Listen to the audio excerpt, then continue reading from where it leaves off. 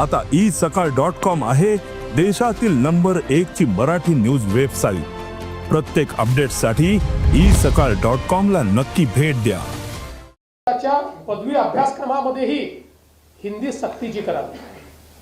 आता कोणी म्हटलंय उद्योजींनी तयार केलेल्या समितीमध्ये ज्यामधून मराठी शिकवण्याला प्राधान्य द्यावेच लागेल, पण त्याच वेळी इंग्रजी आणि हिंदी ही दुसरी भाषा पहिल्या वर्गापासून ते 12वी पर्यंत सक्तीची करण्यात यावी।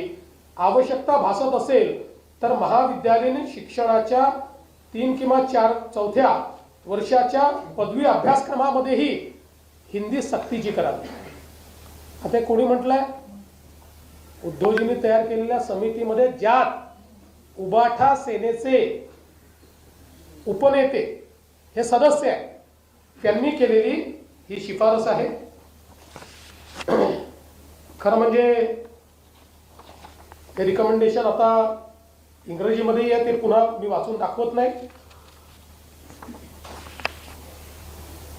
आता आपण जर बघितलं तर 14 सप्टेंबर 2021 रोजी हा अहवाल सादर झाल्यानंतर तो मंत्रिमंडळापुढे आला।